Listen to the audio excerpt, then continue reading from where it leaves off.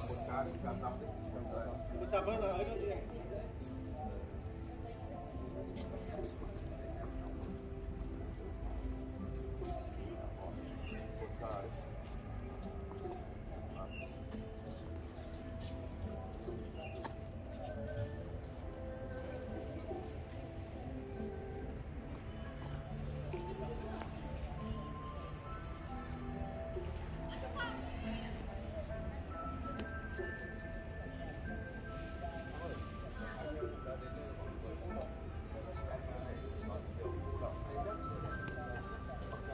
Em mời lên các chị đến trên một trong này sang trọng hơn ạ. Đầy đủ luôn nhá.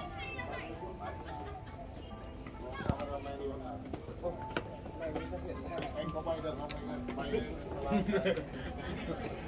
Bay lên này, bay lên số. Thưa các chị là đèn xung quanh thì gồm có hai ban thờ chính là ban thờ không đồng và ban thờ trung mua. Cái tổ cao của đấy là ở phía bên trong ạ. Thì bây giờ em xin phép tay các chị vào làm lễ ban thờ không đồng. Xin mời em trưởng đoàn đại diện chỉ thị cho em 3 tiếng chuông để cầu an cho đoàn mình. Xin mời em. Xin mời em các chị.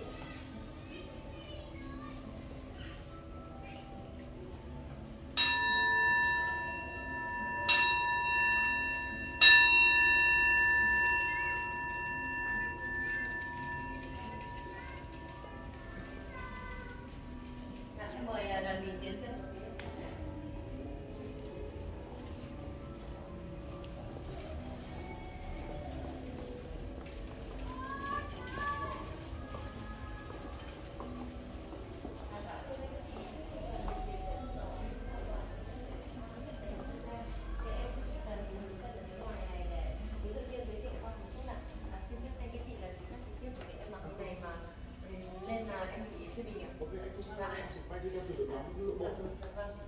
Thưa các chị, lời đầu tiên thì cho phép hướng dẫn viên xin được gửi lời chào, lời cảm ơn chân thành nhất với quý đoàn mình đã dành thời gian về thăm khu di tích quốc gia đặc biệt địa điểm Sơn Giang.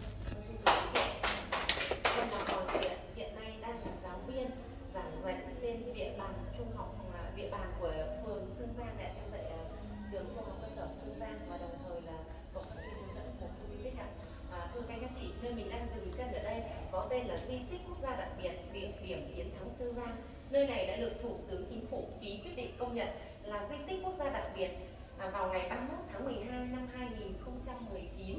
Vào ngày 5 tháng Giêng năm 2020 thì khu di tích cũng như là tỉnh Bắc Giang đã chính thức được đón nhận tấm bằng di tích quốc gia đặc biệt được treo ở phía bên ngoài của tòa tiền tế đường dòng lịch sử cách đây 600 năm về trước. Chính tại nơi này là ngôi thành cổ Sơn Giang. Và thực tế thì thành cổ Sơn Giang là được nhà Minh ở Trung Quốc xây dựng thế kỷ 15, tức là năm 1407.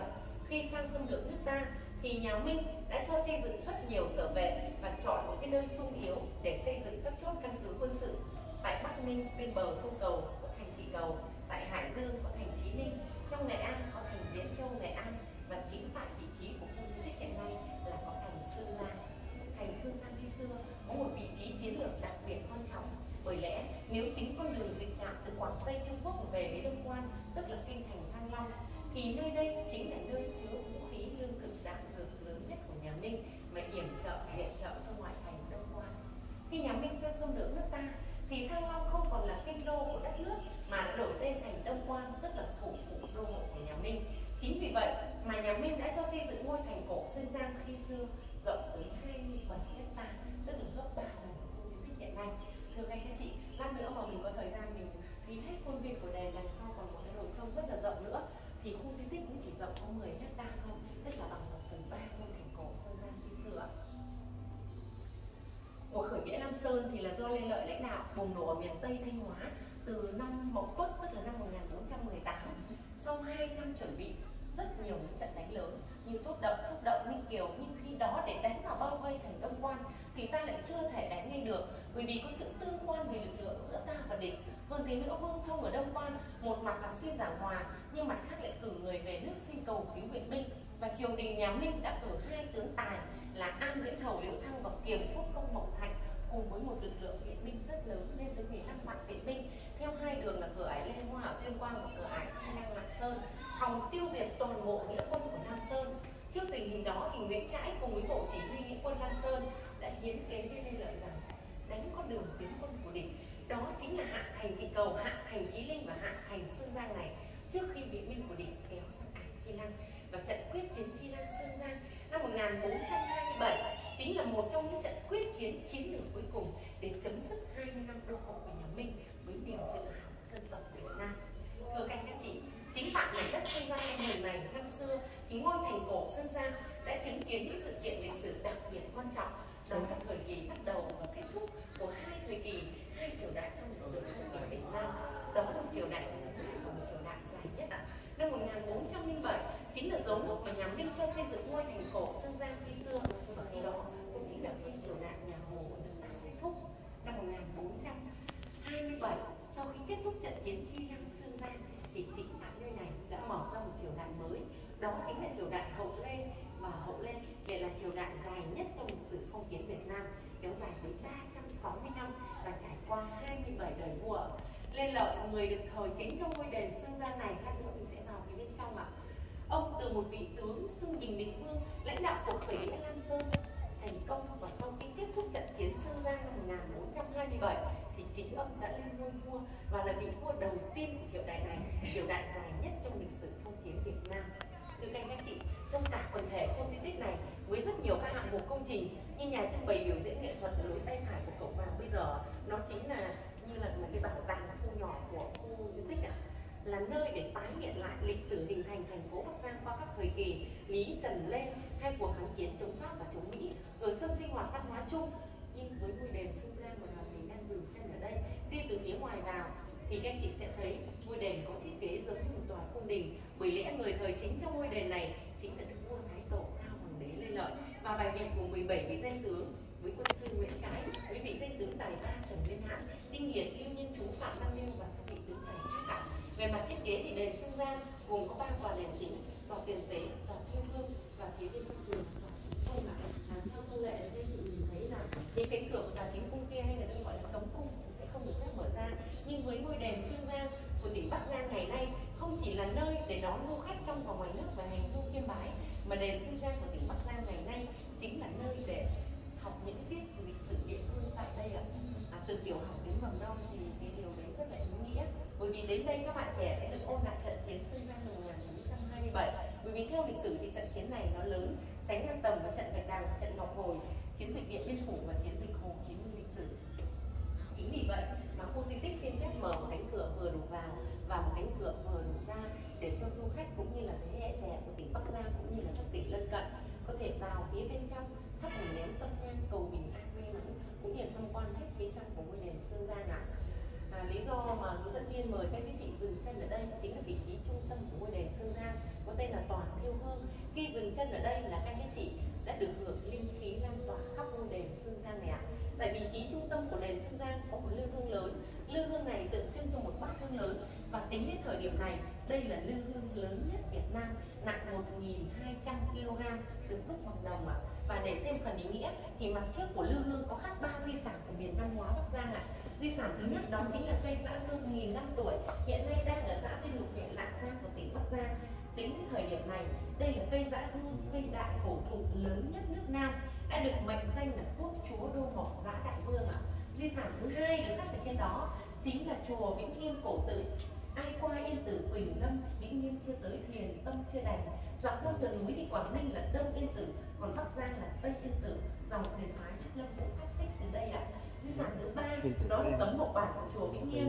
Hiện nay ở Vĩnh Nghiêm có một cái kho lưu trữ tới 3.050 tấm mộc bản như thế này, và mộc bản của Vĩnh Nghiêm đã được tổ chức thế giới UNESCO vinh danh là di sản ký ức khu vực châu Á Thái Bình Dương. Và hiện nay thì cả 3 di sản này vẫn còn lưu giữ, đó chính là niềm tự hào của người dân Bắc Giang.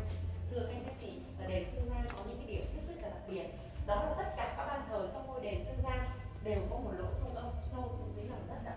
Và dưới cái chiếu đá này đây là cũng có một lỗ thông âm sâu 9 mét. Số 9 có ý nghĩa là tượng trưng cho vị vua, người được thờ chính trong ngôi đền Sơn Giang này, nhưng thông âm ở đây còn là tượng trưng cho trời đất giao thoa với nhau ạ. Cái điểm đặc biệt thứ hai, các anh chị có lẽ là đi đền đi chùa rất nhiều rồi, nhưng đến đền Sơn Giang thì tất cả các chữ viết từ tấm tựa đề đền Sơn Giang mà các anh chị đứng ngoài là đã đọc được, tới tất cả các câu nói trong phần thi công đối ở đây đều được viết bằng chữ quốc ngữ, với những câu nói rất nổi tiếng trong Bình Ngô Đại Cáo được treo ở trên này, nhưng mà lời dân dạy và thế hệ trẻ đem đại nghĩa và thắng hung tàn, lấy chí nhân để thay thường bạc.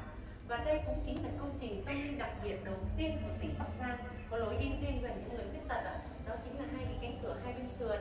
Bây giờ thì vào một cái giờ đặc biệt là cũng hết giờ rồi, trên là chúng em xin phép là đóng nốt vào ạ. Thì đây là một cái công trình có ý nghĩa nhân văn, dù người lành lặn như khiếm khuyết cũng có thể tự mình tới để thắp một nén tâm nhang tới anh hùng nghĩa sĩ của cái quân Lam Sơn ạ. Và đây cũng chính là công trình tâm linh khác với tất cả các chương trình tâm linh khác trong cả nước Việt Nam của chúng ta. Đó chính là cái hệ thống tiếp giáp của ba tòa này và hai cái nấm bằng đồng này. Khi tính toán thiết kế làm nên cái ngôi đền này thì các kiến trúc sư đã tính toán rất là tỉ mỉ kỹ lưỡng. Khi có tiếng nước mưa đổ to một chút thì tiếng nước mưa sẽ rơi vào cái máng này và tạo thành một cái bản nhạc tượng như tiếng của quân Sơn. Thưa các chị, thì đấy là cái điều rất là đặc biệt của Sơn Giang. Và năm 2018 thì khu di tích cũng như là tỉnh Bắc Giang đã được chọn là nơi tổ chức Ngày Hội Thơ Việt Nam, thu hút 47 quốc gia trên thế giới về đây tham dự với chủ đề Sông núi trên vai, niềm tự hào của người dân Bắc Giang, niềm tự hào của chiến thắng Sơn Giang vẫn luôn còn mãi. Và trong 17 vị danh tướng nữa các anh chị sẽ vào thăm hương mái trong đền thờ cùng với Đức Vua Lê Lợi. Thì em giới thiệu một vị danh tướng vì thời gian không có nhiều. Đó là vị danh tướng Phạm Văn Liêu, quê gốc của ông. Hiện nay là ông đang thờ ở bài vị Hà thứ 2 sau Nguyễn Trãi ạ. Quê gốc của danh tướng Phạm Văn Liêu là ở Thanh Hóa, nhưng ông đã theo Lê Lợi khởi nghĩa từ những ngày đầu lính mật lần 2 năm 1418. Sau khi trận chiến Sương Giang kết thúc thắng lợi thì Phạm Văn Liêu đã được cử đi trấn ải ở vùng Kinh Bắc, tức là Bắc Ninh bây giờ, và được vua Lê Lợi phong cho chức là Bình Ngô Khai Quốc Công Thần Khang Thái úy. Nhưng có một điều đặc biệt hơn cả là trải qua 600 năm, 6 thế kỷ, trải qua rất nhiều những cái biến cố thăng trầm của lịch sử, hiện nay thì con cháu của danh tướng Phạm Văn Liêu vẫn còn lưu trú tại mảnh đất Bắc Giang này ạ. Đó là ở thôn Chùa, xã Xuân Hương, huyện Lạng Giang của tỉnh Bắc Giang. Cách đường trên bay đây chắc là chỉ có 2 km thôi, còn đi thảo thì chắc là 3-4 km. Nhưng điều đặc biệt hơn cả thưa các anh chị là gia đình danh tướng hiện nay con cháu của ông còn lưu giữ tới 28 tấm sắc phong cổ còn nguyên vẹn từ thời vua Lê Lợi ban cho tới bây giờ. Đối với mỗi một gia đình và dòng họ được một tấm sắc phong vua ban, cũng như bây giờ anh em mình mới được có một cái bằng khen nhé, là rất là quý giá rồi. Nhưng gia đình danh tướng, con cháu của ông các thế hệ nối tiếp có tới 28 tấm sắc phong, thì đấy là cái điều hết sức là quý giá, lại còn nguyên vẹn. Và cái câu chuyện mà gìn giữ những cái tấm sắc phong ấy thì có thể viết thành một cái cuốn sách lịch sử. Bởi vì những cái năm 50-60 miền Bắc của chúng ta là bom đạn oanh tạc rất là ác liệt. Con cháu của ông khi mà đi di tản, những gia đình khác là tài sản gồng gánh trên vai mình, là vàng là bạc đúng không, là gạo là thóc, nhưng con cháu của ông là gồng gánh những cái tấm di sản đó, tấm sắc phong đó. Và đi đến đâu là con cháu của ông có lưu giữ, gửi ở trong các pho tượng Phật ở các đình các chùa ở đó. Và sau này hòa bình lập lại thì con cháu của ông có ghi chép rất là đầy đủ và đã xin lại. Và hiện nay nhà thờ của danh tướng Phạm Văn Liêu đã được Bộ Văn hóa công nhận là di tích quốc gia. Nếu anh chị có thời gian mà mình có thể qua đó tham quan. Và hiện nay khu di tích có mượn lại một tấm sắc phong phục dựng lại để cho du khách trong và ngoài nước về tham quan ở dưới để trưng bày diễn nghệ thuật. Và thưa anh chị, mỗi một năm thì khi mà chưa có dịch thì chúng em đón từ 45 đến 50.000 lượt khách, và hàng tuần thì có những tuần đỉnh điểm nhất là em đón từ 2.000 học sinh của tỉnh Bắc Giang cũng như là các tỉnh lân cận tới đây học tập trải nghiệm. Và chính em là một cô giáo đang dạy lịch sử thì em sẽ lên lớp rồi em dẫn những tiết học lịch sử nó khác với thế hệ anh em mình trước đây học ở trên lớp, nó rất là khô khan, nhưng đến đây thì những cái bài học lịch sử nó trở nên sống động và nó ý nghĩa hơn rất là nhiều. Và ngày hôm nay chúng em rất là vinh dự được đón các anh chị ở Hà Nội về tham quan khu di tích. Hy vọng rằng là sau ngày hôm nay thì em sẽ được đón các anh các chị cùng với gia đình bạn bè, và cũng mong rằng là các anh chị giới thiệu để nhiều người biết hơn về khu di tích. Và đây chính là một cái điểm di tích quốc gia đặc biệt của tỉnh Bắc Giang chúng em ạ. Em xin trân trọng cảm ơn các anh chị. Rồi, cho cô giáo cho nghe thú như thế đâu. Ngày xưa chúng ta học là giống thời của cô giáo học. Cái đền này là khởi công xây dựng lại là năm 2012 đến năm 2017 thì đi vào hoạt động. Tuấn Anh đâu nhỉ? Tuấn Anh